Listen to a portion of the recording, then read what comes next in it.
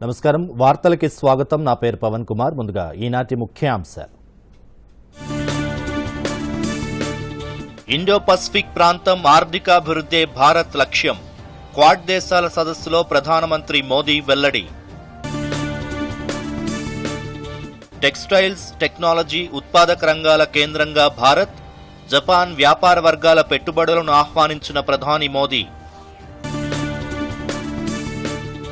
Bharat America మధ్య పెట్టుబడి ప్రోత్సాహక ఒప్పందాలపై టోక్యోలో సంతకాలు చేసిన ఇరు దేశాల అధికారులు హైదరాబాద్లో ప్రపంచంలోనే అతిపెద్ద ఫార్మా క్లస్టర్ ఏర్పాటు దావోస్ వరల్డ్ ఎకనామిక్స్ ఫోరం సదస్సులో మంత్రి కేటీఆర్ వెల్లడి కొండాపూర్ ఆసుపత్రిని ఆకస్మికంగా తనిఖీ చేసిన మంత్రి Harish Rao driving licence fitness certificate కోసం డబ్బులు అడిగారన్న ఫిర్యాదుతో డాక్టర్పై సస్పెన్షన్ వేటు భారతదేశ అభివృద్ధి ప్రయాణంలో జపాన్ పెట్టుబడులు ముఖ్యమైన పాత్ర పోషించాయని ప్రధాని మోదీ అన్నారు.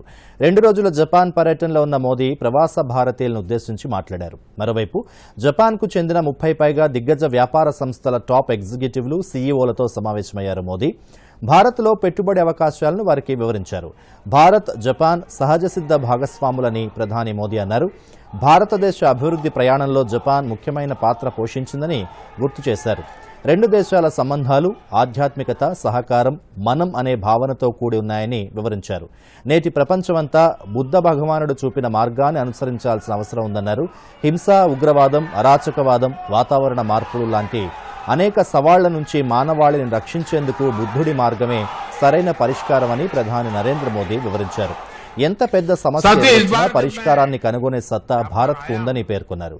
కోవిడ్ మహమ్మారి విజృంభణ సమయంలో అనిశ్చిత వాతావరణం ఉండేదని ఆయన అన్నారు. అలాంటి పరిస్థితుల్లో కూడా భారత్ కోట్లాది పౌరులకు మేడ్ ఇన్ ఇండియా వ్యాక్సిన్లను సరఫరా చేసిందని 100కు పైగా దేశాలకు పంపిందని ప్రధాని చెప్పారు. हिंदुस्तान में भी हर कोई अनुभव करता है कि भारत और जापान नेचुरल पार्टनर है. भारत की विकास यात्रा में जापान की महत्वपूर्ण भूमिका रही है. जापान से हमारा रिश्ता आत्मीयता का है, अध्यात्म का है. जापान से हमारा रिश्ता सहयोग का है, अपनेपन का है. और इसलिए एक प्रकार से रिश्ता हमारा सामर्थ्य का है, ये रिश्ता सम्मान का है और ये रिश्ता विश्व के लिए साझे संकल्प का भी है. जापान से हमारा रिश्ता बुद्ध का है, बोध का है, ज्ञान का है. हमारे महाकाल है तो जापान में दाइकोकुतेन है. हमारे ब्रह्मा है तो जापान में बोनतेन है. हमारी मां सरस्वती है तो जापान में बेंजाइतेन है. हमारी महादेवी लक्ष्मी है तो जापान में किचिजोतेन है. तो हमारे गणेश हैं तो जापान में कानगीतेन है. जापान में अगर जैन की परंपरा है तो हम ध्यान को मेडिटेशन को आत्मा से साक्षात्कार. ఇదిలా ఉండగా జపాన్లోని టోక్యోలో జరిగిన ఇండో పసిఫిక్ ఎకనామిక్ ఫ్రేమ్వర్క్ కార్యక్రమంలో ప్రధానమంత్రి నరేంద్ర మోదీ అమెరికా అధ్యక్షుడు జో బైడెన్ జపాన్ ప్రధానమంత్రి Fumio Kishida US secretary of state Antony Blinken హాజరయ్యారు. ఈ కార్యక్రమంలో మాట్లాడిన ప్రధాని నరేంద్ర మోదీ భారత్ సమగ్రమైన సౌకర్యవంతమైన ఇండో పసిఫిక్ ఎకనామిక్ ఫ్రేమ్వర్క్ కోసం పనిచేస్తుందని చెప్పారు. అమెరికా అధ్యక్షుడు Joe Biden Indo Pacific trade డీల్ని ప్రవేశపెట్టారు. ఇందులో అమెరికా ఇతర క్వాడ్ దేశాలు సహా 12 దేశాలు భాగమయ్యాయి. ఇండో పసిఫిక్ ప్రాంతం ఆర్థికంగా బలోపేతం అవడంలో ఈ ఒప్పందం కీలక పాత్ర పోషిస్తుందని పేర్కొన్నారు. ఆర్థిక వ్యాపార రంగంలో కలిసి పనిచేసే దిశగా భారత్ అమెరికా సహా 12 దేశాల మధ్య ఇండో పసిఫిక్ ఒప్పందం కార్యరూపం దాల్చింది. ఇండో పసిఫిక్ ప్రాంతం ఆర్థికంగా బలోపేతం అవడమే లక్ష్యంగా ప్రవేశపెట్టిన ఈ ఒప్పందంలో క్వాడ్ దేశాలతో పాటు బ్రూనై, దక్షిణ Korea, Indonesia, New Zealand, Philippines, Singapore, Vietnam, Thailand, Malaysia దేశాలున్నాయి. ఈ సందర్భంగా జో బైడెన్ మాట్లాడుతూ అమెరికాలో ద్రవ్యోల్బణం ఉందన్న మాట నిజమని అన్నారు. सदियों से एक प्रमुख केंद्र रहा है. यह उल्लेखनीय है कि विश्व का सबसे प्राचीन कमर्शियल पोर्ट भारत में मेरे होम स्टेट गुजरात के लोथल में था. इसलिए यह आवश्यक है कि हम क्षेत्र की आर्थिक चुनौतियों के लिए साझा समाधान खोजें, रचनात्मक व्यवस्थाएं बनाएं. एक्सेलेंसी, भारत एक इंक्लूसिव और flexible Indo Pacific economic framework के निर्माण के लिए आप सभी के साथ काम करेगा. मेरा मानना है कि हमारे बीच रेजिलिएंट सप्लाई चेन्स के 3 मुख्य आधार होने चाहिए: ट्रस्ट, ट्रांसपेरेंसी एंड टाइमलीनेस. मुझे विश्वास है कि यह फ्रेमवर्क इन तीनों स्तंभों को मजबूत करने में सहायक होगा और इंडो पैसिफिक क्षेत्र में विकास, शांति और समृद्धि का मार्ग प्रशस्त करेगा. बहुत बहुत धन्यवाद. The Indo-Pacific covers half the population of the world. ఈ సందర్భంగా జో బైడెన్ మాట్లాడుతూ అమెరికాలో ద్రవ్యోల్బణం ఉందన్నమాట నిజమని అన్నారు. ఇతర దేశాలతో పోలిస్తే అంత తీవ్రంగా లేదన్నారు. ఈ ఏడాది అమెరికా ఆర్థిక వ్యవస్థ చైనా కంటే వేగంగా పుంజుకుంటోందని జో బైడెన్ వివరించారు. That will deliver for all people, where economic growth is sustainable and is inclusive. We're writing the new rules for the 21st century economy. They're going to help all of our countries' economies grow faster and fair. Textiles, టెక్నాలజీలు, ఉత్పాదక రంగాలకు కేంద్రంగా మార్పు దిశగా భారత్ చేస్తున్న ప్రయాణంలో భాగస్వామ్యాన్ని పెంపొందించేందుకు పెట్టుబడులు పెట్టాల్సిందిగా జపాన్ వ్యాపారవేత్తలను ప్రధానమంత్రి నరేంద్ర మోదీ ఆహ్వానించారు. తన 2 రోజుల జపాన్ పర్యటనలో భాగంగా ప్రపంచ గుర్తింపు పొందిన ప్రముఖ జాపనీస్ సంస్థల చీఫ్ ఎగ్జిక్యూటివ్ ఆఫీసర్లతో ప్రధాని సమావేశమయ్యారు. జాపనీస్ దుస్తుల బ్రాండ్ ఫాస్ట్ రిటైలింగ్ సీఈఓ, యునిక్లో మాతృ సంస్థ తదాషి యనాయ్తో ప్రధాని సమావేశమై భారతదేశంలోని వస్త్ర తయారీలో రిటైలర్లకు పెట్టుబడి అవకాశాలపై చర్చించారు. భారతదేశంలో యునిక్లో పెరుగుతోన్న ఉనికి గురించి ప్రొడక్షన్ లింక్డ్ ఇన్సెంటివ్ PLI పథకం కింద భారతదేశంలో టెక్స్టైల్ తయారీకి పెట్టుబడి అవకాశాలపై వారిద్దరూ చర్చించారు. భారతదేశ ప్రజల వ్యవస్థాపక ఉత్సాహాన్ని యానయ్ ప్రశంసించగా టెక్స్టైల్స్ రంగాన్ని మరింత బలోపేతం చేయడానికి ఉద్దేశించిన PM మిత్ర పథకంలో పాలు పంచుకోవాలని ప్రధానమంత్రి నరేంద్ర మోదీ కోరారు. జపాన్లోని టోక్యోలో Bharat, United States of America ఈరోజు పెట్టుబడి ప్రోత్సాహక ఒప్పందంపై సంతకాలు చేశాయి. ఈ ఒప్పందంపై భారత విదేశాంగ కార్యదర్శి Vinay Kwatra, US international development finance corporation chief executive officer Scott Nathan సంతకాలు చేశారు. ఈ ఒప్పందంపై సంతకం చేయడం వల్ల భారతదేశంలో డెవలప్మెంట్ ఫినాన్స్ కార్పొరేషన్ అందించే మెరుగైన పెట్టుబడి మద్దతు దేశాభివృద్ధికి మరింత సహాయపడుతుందని భావిస్తున్నారు. భారతదేశంలో పెట్టుబడి సహాయాన్ని అందించడానికి కార్పొరేషన్ ద్వారా $4 బిలియన్ విలువైన ప్రతిపాదనలు పరిశీలనలో ఉన్నాయని ఆర్థిక మంత్రిత్వ శాఖ తెలిపింది. కార్పొరేషన్ కోవిడ్-19 వ్యాక్సిన్ తయారీ, హెల్త్ కేర్ ఫైనాన్సింగ్, పునరుత్పాదక ఇంధనం, ఆర్థిక చేరిక, మౌలిక సదుపాయాల వంటి రంగాల్లో పెట్టుబడి మద్దతును అందించింది. కార్పొరేషన్, దాని ముందున్న ఏజెన్సీలు 1974 నుండి భారతదేశంలో చురుగ్గా ఉన్నాయి. లైఫ్ సైన్సెస్ క్యాపిటల్గా హైదరాబాద్ నిలిచిందని తెలంగాణ ఐటీ పరిశ్రమల మంత్రి కల్వకుంట్ల తారక రామారావు అన్నారు. Switzerland Davos world economics forum సదస్సులో కేటీఆర్ పాల్గొన్నారు. తెలంగాణలో జరిగిన లైఫ్ సైన్సెస్ అభివృద్ధిపై సదస్సులో చర్చ జరిగింది. కేటీఆర్తో పాటు డాక్టర్ రెడ్డిస్ ప్రతినిధి జీవీ ప్రసాద్ రెడ్డి, PwCకి చెందిన మహమ్మద్ అథర్ పాల్గొన్నారు. ఈ సందర్భంగా కేటీఆర్ మాట్లాడుతూ కోవిడ్ వల్ల లైఫ్ సైన్సెస్ మెడికల్కు ప్రాధాన్యం పెరిగిందన్నారు. మెడికల్ రంగానికి ఊతమిచ్చేలా తెలంగాణ ప్రభుత్వం చర్యలు తీసుకుంటుందని తెలిపారు. ప్రపంచ పోటీ తట్టుకోవాలంటే విప్లవాత్మకమైన సంస్కరణలు అవసరమని అభిప్రాయపడ్డారు. లైఫ్ సైన్సెస్లో ఇతర నగరాల కంటే హైదరాబాద్ ముందుందని కేటీఆర్ పేర్కొన్నారు. లైఫ్ సైన్స్లో హైదరాబాద్ తన బలాన్ని పెంచుకుంటోందని, ప్రపంచంలోనే అతిపెద్ద ఫార్మా క్లస్టర్ ఏర్పాటు చేయబోతున్నట్లు కేటీఆర్ తెలిపారు.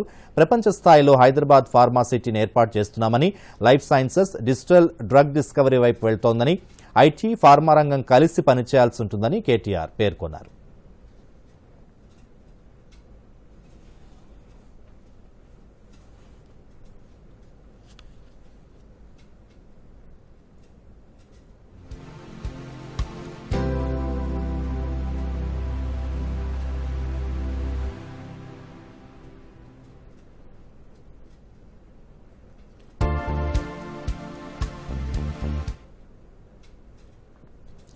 హైదరాబాద్లోని కొండాపూర్ ఏరియా ఆసుపత్రిలో రాష్ట్ర వైద్యారోగ్య శాఖ మంత్రి హరీష్ రావు ఆకస్మిక తనిఖీలు చేశారు. కొండాపూర్ ఆసుపత్రికి వెళ్లి రోగులకు అందుతున్న వైద్య సేవలపై ఆరా తీశారు. ఈ క్రమంలో కొంతమంది వ్యక్తులు మంత్రిని కలిసి డ్రైవింగ్ లైసెన్స్ ఫిట్నెస్ సర్టిఫికేట్ కోసం డాక్టర్ మూర్తి డబ్బులు డిమాండ్ చేస్తున్నారని ఫిర్యాదు చేశారు. దీనిపై హరీష్ రావు అక్కడికక్కడే విచారణ చేపట్టి డాక్టర్ మూర్తిని సస్పెండ్ చేశారు. ఇలాంటి ఘటనలు పునరావృతమైతే కఠిన చర్యలుంటాయని హెచ్చరించారు. గైనకాలజీ వార్డును కూడా మంత్రి హరీష్ రావు పరిశీలించారు. గైనకాలజీ వార్డులో నిత్యం స్కానింగ్ పరీక్షలు నిర్వహించాలన్నారు. ఇందుకు అదనంగా మరో 2 అల్ట్రాసౌండ్ యంత్రాలు పంపుతామని హామీ ఇచ్చారు. 60% పైగా సాధారణ డెలివరీలు కావడం పట్ల మంత్రి సంతృప్తి వ్యక్తం చేశారు. ఈ సంఖ్యను మరింత పెంచాలని హరీష్ రావు సూచించారు.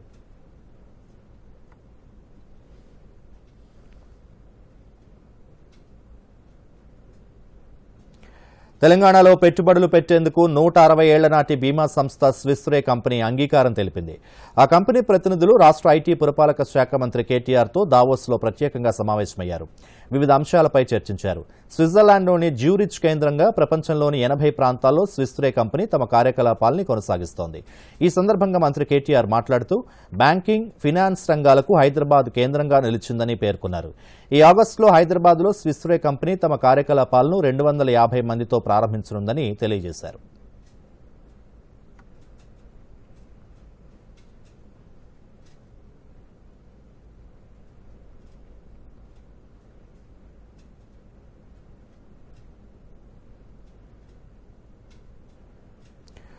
ఉపాధి హామీ పనుల నిర్వహణ, పురోగతి సంబంధిత అంశాలపై పంచాయతీరాజ్ శాఖ మంత్రి ఎర్రబెల్లి దయాకర్ రావు సంబంధిత అధికారులతో సమీక్ష జరిపారు.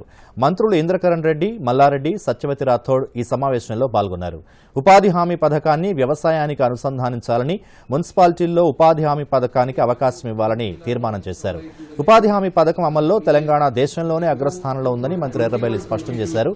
ఉపాధి హామీ పథకం పనులకు నిధులు విడుదల చేయడంలో కేంద్రం జాప్యం కనబరుస్తోందని మంత్రి ఆందోళన వ్యక్తం చేశారు. ఈ సీజన్లో 16 కోట్ల పనిదినాలు ఇవ్వాలని తీర్మానం చేశామన్నారు. పట్టణాల్లోనూ ఉపాధి హామీ అమలు చేయాలని ఎర్రబెల్లి కేంద్ర ప్రభుత్వాన్ని కోరారు.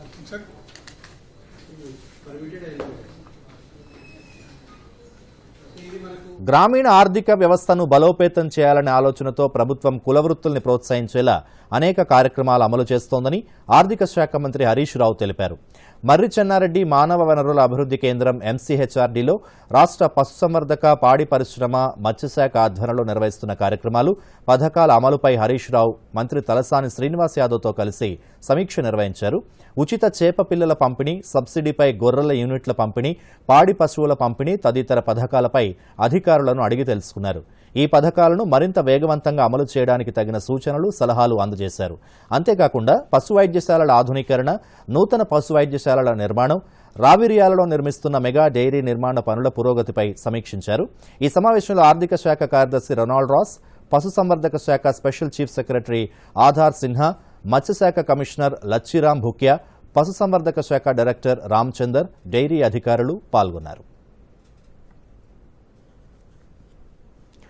హైదరాబాద్లోని ఐఎస్బీ 20వ వార్షికోత్సవాలు ఈ నెల 26న నిర్వహించడానికి విస్తృతమైన ఏర్పాట్లు జరుగుతున్నాయని డీన్ మదన్ పిల్లుట్ల తెలియజేశారు. ఈ సందర్భంగా మీడియాతో మాట్లాడుతూ గ్రాడ్యుయేషన్ కార్యక్రమంలో ప్రధానమంత్రి నరేంద్ర మోదీ పాల్గొంటారని తెలిపారు. కేంద్ర మంత్రి కిషన్ రెడ్డి, ముఖ్యమంత్రి చంద్రశేఖరరావును కూడా కార్యక్రమానికి ఆహ్వానించామని తెలిపారు. ఈ సందర్భంగా ఐఎస్బీ విద్యార్థులను ఉద్దేశించి ప్రధానమంత్రి నరేంద్ర మోదీ ప్రసంగిస్తారని తెలిపారు. ఉత్తమ ప్రతిభ కనబర్చిన విద్యార్థులకు ప్రధానమంత్రి చేతుల మీదుగా బంగారు పతకాలను ప్రదానం చేయడం జరుగుతుందన్నారు. ఐఎస్బీ ప్రాంగణంలో ప్రధానమంత్రి మొక్కను నాటడంతో పాటుగా ప్రత్యేక తపాలా బిళ్లను ఆవిష్కరిస్తారని మదన్ పిలుట్ల తెలిపారు. ఈ సందర్భంగా ఆర్థిక వ్యవహారాల్లో ఎగ్జిక్యూటివ్ ఎడ్యుకేషన్ కస్టమ్స్ ప్రోగ్రాంల ర్యాంకింగ్ ను ఐఎస్బీ విడుదల చేసింది. ఐఎస్బీ ఎగ్జిక్యూటివ్ ఎడ్యుకేషన్ భారత్లో ప్రథమ స్థానం, ప్రపంచవ్యాప్తంగా 38వ ర్యాంక్ సాధించింది. ఐఎస్బీ ఇప్పటివరకు 49,000 మంది ఎగ్జిక్యూటివ్లకు శిక్షణ ఇచ్చినట్లు తెలిపారు. ఐఎస్బీ ప్రోగ్రాంలో పాల్గొనే ఎగ్జిక్యూటివ్ కు వివిధ రంగాల్లో నైపుణ్యాలను అందించడంతో పాటుగా వారిలో కొత్త ఆలోచన విధానాలను ప్రోత్సహించడం జరుగుతుందని పేర్కొన్నారు. And so that it can become some kind of a role model for other research-based institutions in India. So we are trying to do that, and there is a lot we can do as we grow towards that vision. I'm not making the claim that we've arrived there, but we are taking steps towards that, and the fact that this is being recognized in various parts, including by the press and all of you, is something that we as a school remain indebted to and grateful for. భాష ఇకపై అడ్డంకి కాదని, భారతదేశంలోని ప్రాంతీయ సినిమాలు ఇప్పుడు ప్రపంచ దృష్టిని ఆకర్షిస్తున్నాయని కేంద్ర సమాచార ప్రసార శాఖ సహాయ మంత్రి డాక్టర్ ఎల్ మురుగన్ అన్నారు. భారతదేశంలో చిత్రీకరణకు రావాల్సిందిగా ప్రపంచ సినీ రంగాన్ని ఆహ్వానించారు. కాన్స్ ఫిల్మ్ ఫెస్టివల్లో ఇండియా పెవిలియన్లో జరిగిన రౌండ్ టేబుల్ సమావేశంలో ఆయన మాట్లాడారు. భారతదేశం ప్రతి సంవత్సరం అత్యధికంగా 20కి పైగా భాషల్లో సినిమాలు నిర్మిస్తోందన్నారు. బిలియన్కు పైగా సినిమా వీక్షకుల మార్కెట్గా భారతదేశం ప్రాముఖ్యతను సంతరించుకుందని తెలిపారు. సినీ పరిశ్రమకు మేలు చేసేందుకు కేంద్ర ప్రభుత్వం అనేక కార్యక్రమాలు చేపడుతోందన్నారు.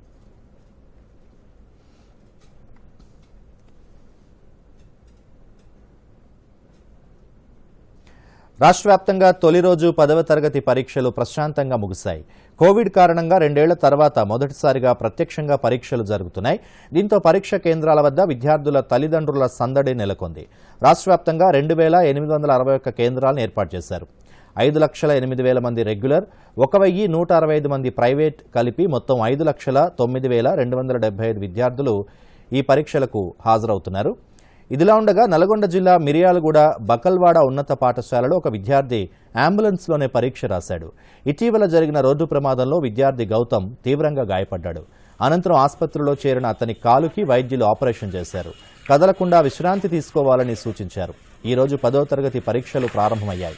దాంతో పరీక్షలు మానడం ఏమాత్రం ఇష్టం లేని గౌతమ్ అంబులెన్స్లోనే పరీక్షా కేంద్రానికి వచ్చాడు. సూర్యాపేట జిల్లా పాలకీడు మండలం సజ్జాపురం నుంచి పరీక్ష రాయడానికి ఎగ్జామ్ కేంద్రానికి చేరుకున్నాడు.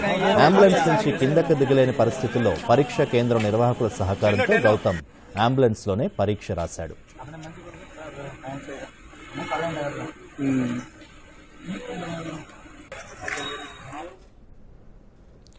రాజ్యసభ ఉప ఎన్నికకు నామినేషన్ల ఉపసంహరణ గడువు ముగిసింది.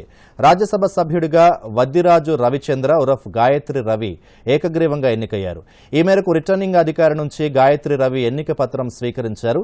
ప్రస్తుతం ఎమ్మెల్సీగా ఉన్న బండ ప్రకాష్ రాజ్యసభ సభ్యత్వానికి రాజీనామా చేయడంతో ఖాళీ అయిన స్థానానికి జరిగిన ఉప ఎన్నికకు రవిచంద్ర ఏకగ్రీవంగా ఎన్నికయ్యారు. గాయత్రి రవి 2024 ఏప్రిల్ వరకు 2 ఏళ్లు రాజ్యసభ సభ్యుడిగా కొనసాగుతారు.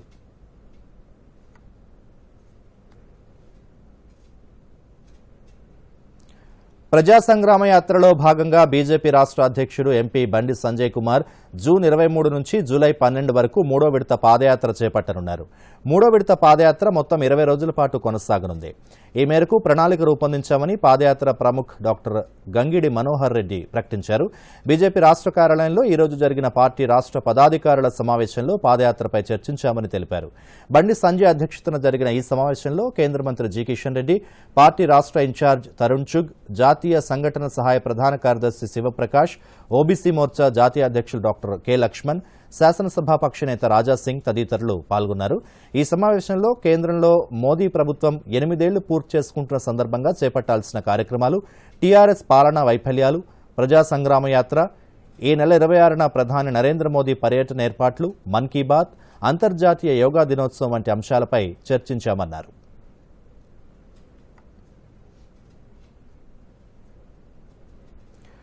వనపర్తిలో ప్రభుత్వ ఇంజనీరింగ్ కాలేజ్ ఏర్పాటుకు రాష్ట్ర ప్రభుత్వం నిర్ణయం తీసుకుంది. ఈ మేరకు ఇంజనీరింగ్ కాలేజీ నిర్మాణానికి సంబంధించిన లేఅవుట్కు ప్రభుత్వం ఆమోదం తెలిపింది. ఇంజనీరింగ్ కాలేజీ నిర్మాణానికి సంబంధించిన వ్యవసాయ శాఖ మంత్రి నిరంజన్ రెడ్డితో JNTU VC Katta Narasimha Reddy, registrar Manzoor Hussain, zonal commissioner Shankaraiah సమావేశమై చర్చించారు.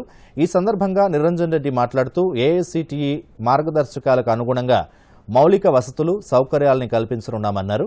ఇంజనీరింగ్ కాలేజీ భవన నిర్మాణం పూర్తయ్యే వరకు పీజీ కాలేజీలో తరగతులు నిర్వహించడం జరుగుతుందని తెలిపారు.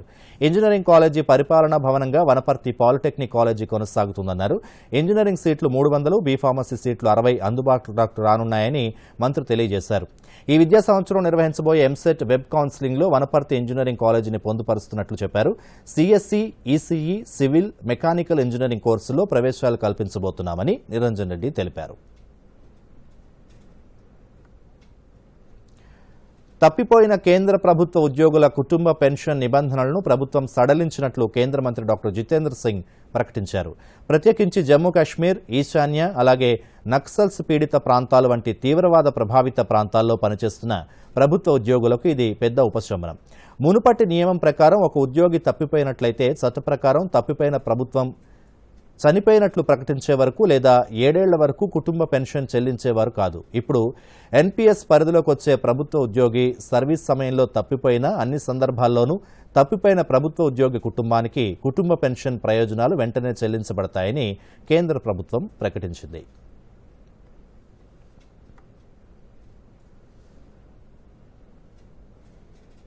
కేంద్ర ప్రభుత్వం అమలు చేస్తోన్న ఆయుష్మాన్ భారత్ పథకం సిద్దిపేట జిల్లాలోని పేద, మధ్యతరగతి కుటుంబాలకు ఎంతగానో దోహదపడుతోంది.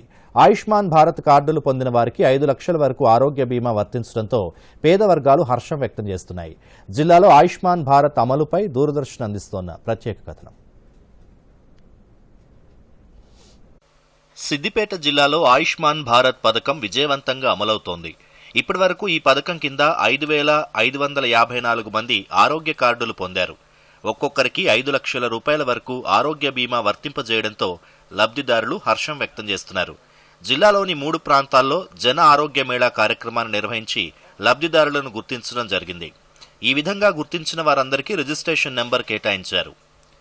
సిద్దిపేట జిల్లా కేంద్రంలో 1,254 మంది, హుస్నాబాద్లో 1,868 మంది, గజ్వేల్లో 2,432 మంది ఆయుష్మాన్ భారత్ పోర్టల్ ద్వారా కార్డులు పొందారు. వీరందరికీ ఎక్కడైనా 5 లక్షల రూపాయల వరకు వైద్యం చేయించుకోవడానికి అర్హత ఉంటుందని జిల్లా వైద్య శాఖ అధికారులు తెలిపారు. కేంద్ర ప్రభుత్వం ఆయుష్మాన్ భారత్ ద్వారా 5 లక్షల రూపాయల వరకు వైద్యం చేయించుకోవడానికి అవకాశం కల్పించడం పట్ల సిద్దిపేట జిల్లాలోని లబ్ధిదారులు సంతోషం వ్యక్తం చేస్తున్నారు. यहाँ पर आयुष्मान भारत का कैंप गिरा है, उस पे मैं बता ली थी,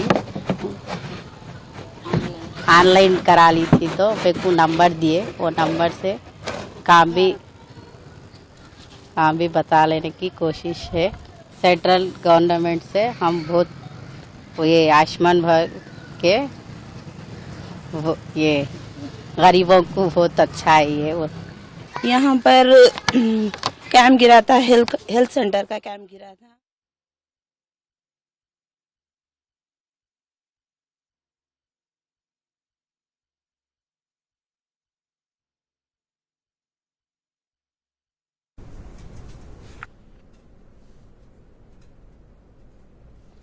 కేంద్ర ప్రభుత్వం అమలు చేస్తున్న ప్రధానమంత్రి కిసాన్ సమ్మాన్ నిధి యోజన పథకం రాజన్న సిరిసిల్ల జిల్లాలోని రైతులకు భరోసా కల్పిస్తోంది.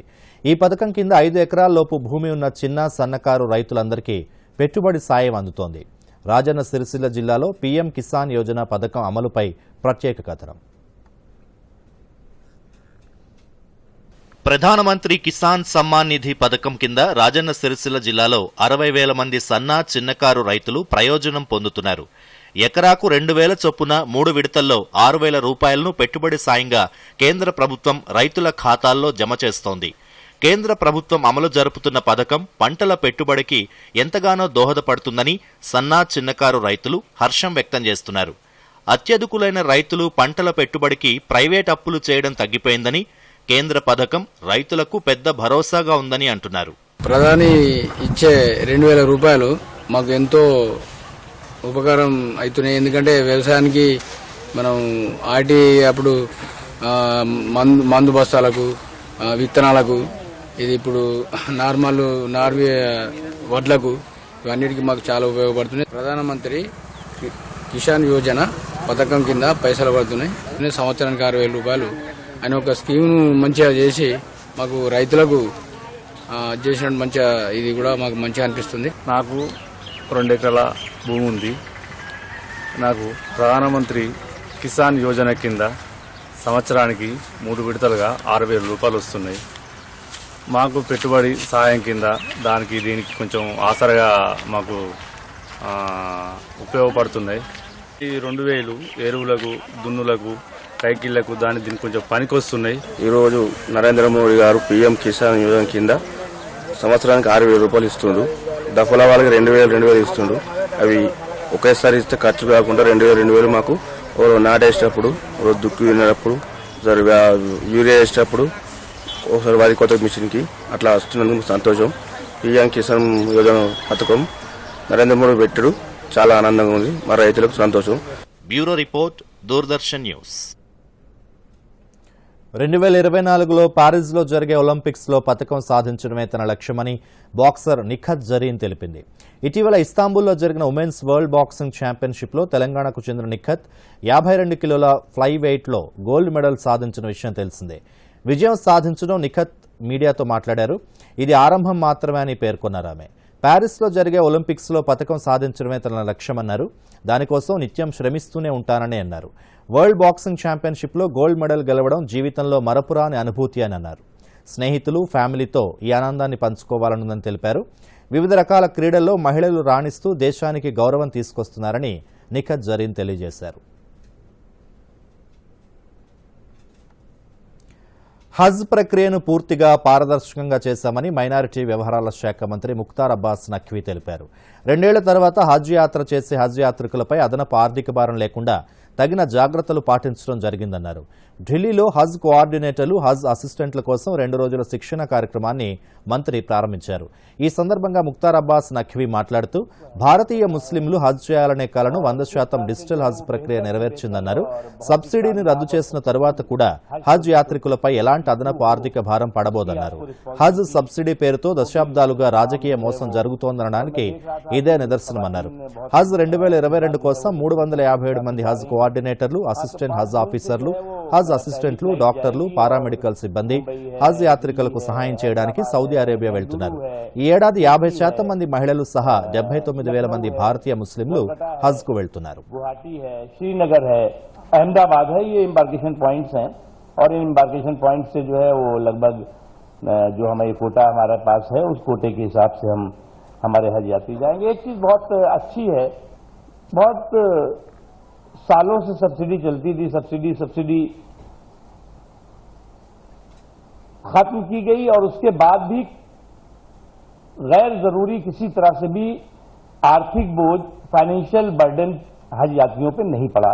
और इस बार भी जो है वो इतना पैंडेमिक पीरियड है, इतने चुनौतियां हैं, उसके बाद भी हमारी ये कोशिश रही कि जो एयरलाइंस है जो हज यात्रियों को लेके जाती हैं वो जो है वो कोई गैर जरूरी बोझ हमारे हज यात्रियों पर न डालें. आपको मालूम है कि इस वक्त जो है वो सप्लाई चेन बहुत बाधित है.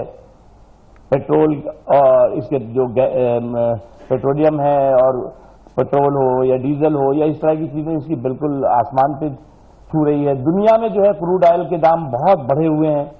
उसके बावजूद भी मैं मिनिस्ट्री ऑफ माइनॉरिटी अफेयर्स के, सिविल एविएशन के ऑफिसर्स और जो भी इस काम में लगे हुए थे उनको मैं मुबारकबाद देता हूं कि उन्होंने जो है वो इस बड़े संकट के टाइम में भी गैर जरूरी बोझ हमारे हज यात्रियों पर नहीं पड़ने दिया. और आपको खुशी होगी कि जो इस वक्त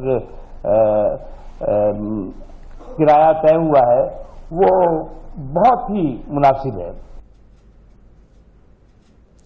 వివిధ వృత్తి నైపుణ్య కోర్సులలో శిక్షణ ఇచ్చేందుకు కేంద్ర ప్రభుత్వం నైపుణ్య భారత్ కార్యక్రమానికి శ్రీకారం చుట్టింది. ఇష్టమైన రంగంలో తీర్చిదిద్ది భవితను బంగారుమయం చేసేందుకు కార్యాచరణ ప్రారంభించింది. సెట్విన్ అనే ప్రభుత్వ సంస్థ హైదరాబాద్ నగర నిరుద్యోగులకు ఉపాధి, స్వయం ఉపాధి అవకాశాలను అందించడానికి నామమాత్రపు ఫీజుతో వివిధ కోర్సుల్లో శిక్షణ ఇస్తోంది.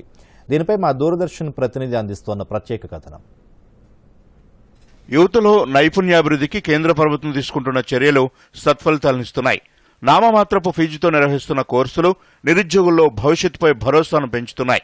జనాభాలో యువత ఎక్కువగా ఉంటే దేశాభివృద్ధికి వారు చోదక శక్తులుగా నిలుస్తారనే ఉద్దేశంతో కేంద్ర ప్రభుత్వం నైపుణ్య భారత్ కార్యక్రమానికి నాంది పలికింది. దీని కింద నిరుద్యోగ యువతకు పలు రంగాల్లో శిక్షణనిస్తున్నారు. యువత నైపుణ్యాలను దీర్ఘకాలం వినియోగించుకోవాలనే దిశగా దేశం వడివడిగా అడుగులు వేస్తోంది. సెట్విన్ ఆధ్వర్యంలో స్వయం ఉపాధి కోర్సుల్లో 3 నెలల పాటు శిక్షణ పొందిన వారికి తర్ఫీదు అనంతరం పరీక్షలు నిర్వహిస్తున్నారు. అందులో ప్రతిభ ఆధారంగా ధ్రువపత్రాలు అందజేస్తున్నారు. ఇలా నైపుణ్యం సాధించిన యువత ఆ తర్వాత వివిధ రంగాల్లో రాణించగలుగుతున్నారు. సెట్విన్ ఆధ్వర్యంలో నిర్వహించిన శిక్షణ కార్యక్రమం తన జీవితంలో వెలుగులు నింపిందని కుసుమ్ పేర్కొంది. బ్యూటీషియన్ కోర్సు నేర్చుకోవడంతో భవిష్యత్తుపై భరోసా వచ్చిందని ఆమె చెప్పింది. मेरा डिग्री सेकेंड ईयर चल रहा, मैं यहाँ पे सेटविन में बेसिक ब्यूटिशियन कोर्स कर रही हूँ. ऑलमोस्ट पूरा कोर्स कंप्लीट हो गया और अब नेक्स्ट एग्जाम्स है मेरे, और एग्जाम्स के बाद मेरे को सर्टिफिकेट भी मिलता है जिससे मैं खुद एम्प्लॉयमेंट जनरेट कर सकती मेरे लिए और दूसरों के लिए भी मैं ट्रेनिंग दे सकती. और यहाँ पे फैसिलिटीज़ बहुत अच्छे हैं, मैडम बहुत अच्छे हैं, सब चीज़ एकदम बढ़िया. శిక్షణలో భాగంగా స్పోకెన్ ఇంగ్లీష్ నేర్చుకోవడం ద్వారా తమ ఆత్మవిశ్వాసం పెంపొందిందని కోమల్ చెప్పింది. దీనివల్ల తాను పోటీ ప్రపంచంలో రాణించగలననే నమ్మకం ఏర్పడిందని పేర్కొంది. I joined skill development program. I am learning spoken English and MS Office. It helps me to grab the best opportunities for my better career. I am confident enough to speak English fluently. As we know that English is a global language. So I want to grab the opportunities for my better future. Before joining under Setwin, I was not enough confident to speak English confidently and fluently, but now I am able to speak English confidently. Bureau Report, Doordarshan News. మరోసారి ముఖ్యాంశాలతో వార్తలు ముగిద్దాం. నమస్కారం. దూరదర్శన్ యాదగిరి వార్తలను ఇప్పుడు social మీడియాలో కూడా చూడొచ్చు. YouTube అయితే డిడి న్యూస్ తెలంగాణ, ట్విట్టర్ అయితే DD news Telangana @DD Yadagiri news, మరి ఫేస్బుక్ అయితే డిడి న్యూస్ తెలంగాణలో చూసి సబ్స్క్రైబ్ చేసి లైక్ చేయండి, షేర్ చేయండి. ఇండో పసిఫిక్ ప్రాంతం ఆర్థికాభివృద్ధే భారత్ లక్ష్యం. క్వాడ్ దేశాల సదస్సులో ప్రధానమంత్రి మోదీ వెల్లడి. టెక్స్టైల్స్, టెక్నాలజీ, ఉత్పాదక రంగాల కేంద్రంగా భారత్, జపాన్ వ్యాపార వర్గాల పెట్టుబడులను ఆహ్వానించిన ప్రధాని మోదీ. భారత్, అమెరికా మధ్య పెట్టుబడి ప్రోత్సాహక ఒప్పందాలపై టోక్యోలో సంతకాలు చేసిన ఇరు దేశాల అధికారులు. హైదరాబాద్లో ప్రపంచంలోనే అతిపెద్ద ఫార్మా క్లస్టర్ ఏర్పాటు. దావోస్ వరల్డ్ ఎకనామిక్స్ ఫోరం సదస్సులో మంత్రి కేటీఆర్ వెల్లడి. కొండాపూర్ ఆసుపత్రిని ఆకస్మికంగా తనిఖీ చేసిన మంత్రి Harish Rao. Driving licence, fitness certificate కోసం డబ్బులు అడిగారన్న ఫిర్యాదుతో డాక్టర్పై సస్పెన్షన్ వేటు.